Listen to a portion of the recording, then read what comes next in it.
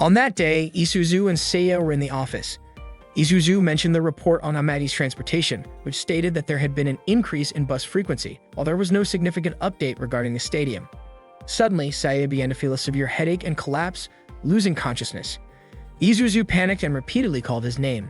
She informed the fairies about Seiya's condition, and they were all shocked to hear that Seiya had fainted. Isuzu explained that Seiya had passed out due to a fever caused by the exhaustion from his summer work. They would face serious trouble if Seiya needed to be hospitalized. Muse tried to find a way to help him, suggesting that they could cool Seiya down with her water magic. Salama also offered to warm him up with her fire magic, but Kabari instead said she would like to give him a proper burial. In the infirmary, Latifa forbade Seiya from doing any activities. Seiya mentioned that his illness was just a summer fever, and that he could still work on some documents, but Latifa insisted he rest. She said that his health was more important than any of that and told him to stay home until he recovered. She then left. Shortly after, Isuzu came in to check on Seiya. Seiya asked Isuzu to calm Latifa down because she was overly worried about him. Seiya then asked about the strange object on Isuzu's head, but Isuzu told him to ignore it. Seiya expressed concern about his school attendance. Suddenly, Isuzu leaned in and touched Seiya, telling him that she could no longer just be his secretary. Seiya became frightened and tried to move away, but Isuzu kept getting closer. It turned out that it was not really Isuzu, but Tirami in disguise. Tirami and Makaran had been pranking Seiya by using magical costumes pretending to be Isuzu. Makaran and Tirami laughed at Seiya's reaction. Makaran explained that the costume was a modified version of the one used by the Digging clan when they disguised themselves as pig soldiers. Tirami added that this should solve Seiya's school attendance problem. Seiya soon realized that Makaran and Tirami planned to go to school in Seiya's costume and use his identity. Tirami said that unfortunately, the costume only replicated the outer appearance, but they could use their imagination to create the inner parts. Upon hearing this, Isuzu quickly shot a spell at them. Mawful agreed with the solution that Makaran and Tirami had come up with, especially since Seiya didn't have any friends at school and would just sit there without talking much. That morning, Isuzu wore the magical costume to disguise herself as Seiya. The fake Seiya went to school and Isuzu felt as though she was truly becoming a man. Suddenly, a group of students jumped toward her, sensing a feminine smell around the fake Seiya. However, they left when they didn't see any women around. Just then, Sheena greeted the fake Seiya and asked if he wasn't supposed to be homesick with a fever. She also questioned the strange object on his head. The fake Seiya told her not to worry about it. The fake Seiya then mentioned that the fever was gone and asked if there was anything different about him today. Sheena guessed that Seiya was in a good mood, which was unusual because he usually acted indifferent toward her and this made her happy. She then left and Isuzu became curious about how Seiya treated women every day. The fake Seiya found a love letter in his locker. When he read it, it said that the sender had liked him since the first year and didn't care about what others said, knowing that Seiya was a good person.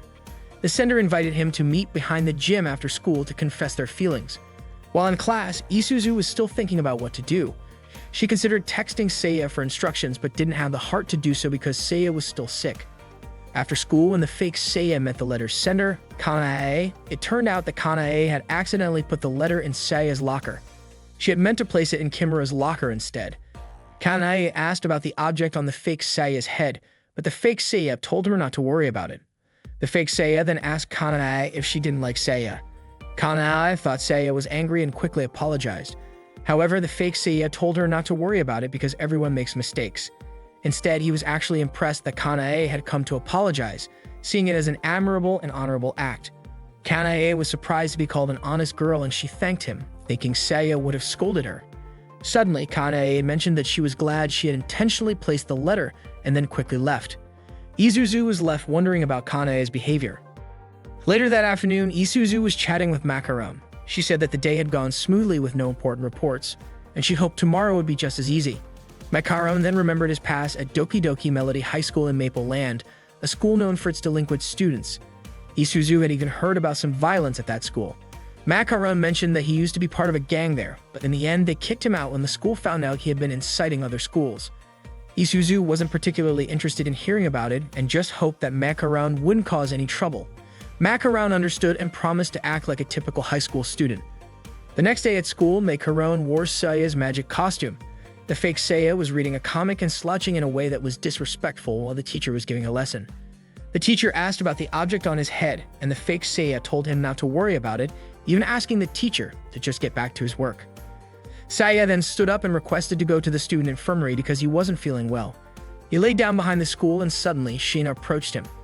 The fake Saya addressed her by her real name, which confused Sheena. The fake Saya explained that he was bored because he couldn't smoke and the lessons were dull.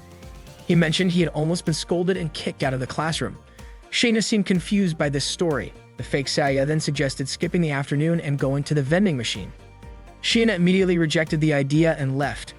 The fake Saya overheard Kanae and Kimura arguing. Kimura mentioned that Mutsumi had told him Kanae was planning to give him a love letter.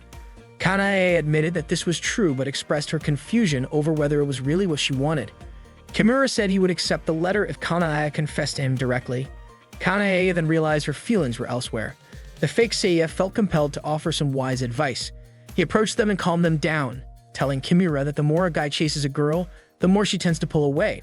What was needed, he said, was confidence. Step back for a bit and wait for the girl to make a decision. Kimura was annoyed and said that Saya himself was the one who had mistakenly received the letter, and it was because of that incident that Kanae had started to like Saya. The fake Saya was shocked to learn this. Kanae apologized, saying she didn't mean to burden Saya or Kimura, but because Saya had been kind to her yesterday, she became confused about whether she liked Saya or Kimura. The fake Saya became more confused because Isuzu hadn't told him about this. He suspected that this might have happened before yesterday. Kimura, now very angry, called Saya a manipulator. At the peak of his frustration, Kimura threw a punch at the fake Saya. Macaron thought the punch could be dodged, but it landed and twisted Saya's neck. Kimura froze in fear, but the fake Saya quickly corrected his neck. Kimura then ran off terrified. Kanae asked if Saya was okay. The fake Saya reassured her that his body was different from others, but he was fine. He also thought Kanae was a bit gullible for believing him so easily. Kanae apologized for causing Saya trouble.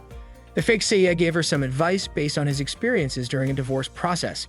He said that such problems often required a third party to calm emotions and change the perspective of the issue. He suggested Kanae talk it over with her friend at a cafe, as it would likely be more calming in a place full of strangers. Saya then left, but Kanae said she was still in shock from when it just happened. However, she truly appreciated Saya's help, and she bowed to thank him. The fake Saya asked Kanae not to bow like that because she looked more attractive when she wasn't bowing. That afternoon, Isuzu asked Macaron if he hadn't caused any trouble that day. Macaron replied that many things had happened, but nothing too serious. Tirami was excited because tomorrow was her turn to be a fake Saya. She recalled her time at Waku Waku Garden High School. Macaron was surprised to learn that Tirami had attended such a prestigious school. Isuzu mentioned that the school had been leveled due to a mysterious explosion. Tirami explained that the explosion was actually her fault. Back then, she was a member of the chemistry club, and one day she was playing with some explosive magic powder. The explosion turned out to be much stronger than she expected, and it ended up destroying the school. Hearing this, Isuzu immediately pointed her musket at Tirami and warned her not to blow up Saya's school. Tirami promised to behave like an ordinary high school student from then on. The next day, Tirami became the fake Saya and went to school. During lunch break, she sat behind the school and stared at the many beautiful girls. She could hardly contain herself. Suddenly, Kanae approached and asked if they could talk for a bit. The fake Saya immediately invited Kanae to sit next to her. Tirami was overjoyed and never expected Saya to know such a cute girl. She wasn't going to miss this chance. At first, the fake Saya pretended to forget Kanae's name, but Kanae was surprised that he had forgotten her.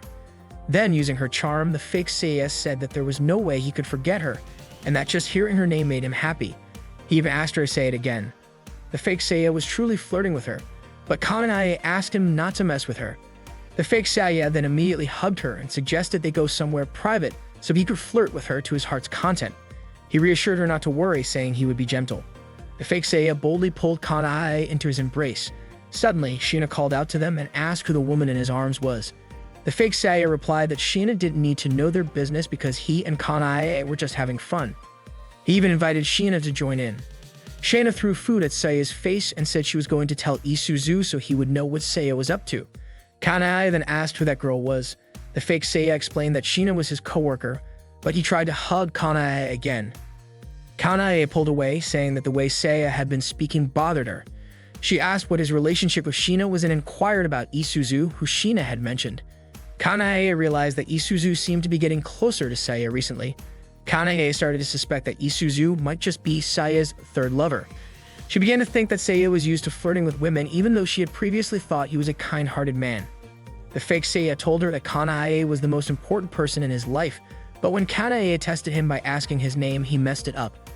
Kanae quickly got up and left him. That afternoon, Isuzu asked if there had been any serious problems that day, and Tirami said there were none. Isuzu then asked Maful to be the fake Seiya tomorrow. Maful suddenly remembered his time at Fuwa Military High School, the memories of the dorm and those almost forgotten. Just as Maful was about to share the story, Isuzu interrupted him. The next day, Seiya and Isuzu were stopped by Mutsumi and her friends. Mutsumi accused Seiya of doing something wrong to Kanae and asked about the object on Seiya's head, but the fake Seiya told her not to worry about it. The fake Seiya seemed confused by how suddenly angry Mutsumi was. Kanae tried to stop her, but her efforts were in vain. Mutsumi and the others claimed that Seiya had taken Kanae to a secluded place and that Seiya had said Shina and Isuzu were his girlfriends and together they were plotting something bad against Kanae. Kanae denied saying that, but Mutsumi and the others insisted it was the truth. Isuzu swore that she wasn't dating Seiya and even threatened to beat him up, but the fake Seiya stopped her. Mutsumi demanded that Seiya apologize and kneel, showing genuine regret. The fake Seiya complied, but Mutsumi felt like he was mocking her. Mutsumi suspected that Seiya was just pretending to apologize like something out of a manga or TV show. Hearing this, the fake Seiya said that Mutsumi was saying something inappropriate. Isuzu pointed out that the fake Seiya didn't like being seen as a copycat. The fake Seiya got emotional and said that even though he had tried to play along with his friend's game, he was fed up with the hurt feelings. He even suspected that Mutsumi thought he was cool for helping Kanae. With his strength, the fake Seiya broke a tree branch and said that none of them knew what true love was like when a woman you loved for 10 years marries your mortal enemy, and the pain you felt when you attended their wedding was having to take care of their daughter. Isuzu suspected that the fake Seiya was talking about his mother, Latifa. Mutsumi said Seiya was really scary. Suddenly, Kimura arrived and apologized, saying that Seiya had done all of this for his sake. Kimura explained that Seiya had done everything to make Kanae hate him, and it was actually Kimura who had begged Seiya, so he could have Kanae for himself. Kimura promised that from now on, he would work hard to become a man worthy of Kanae. Once everything was cleared up, Mutsumi couldn't protest anymore. Later, Seiya thanked Shina for letting him know about everything. Shina had sensed something was off from the beginning, and luckily, Shina had Seiya's number. Shina then asked why Seiya didn't get mad at Maful and the others, since they had caused all the girls at school to almost hate Seiya.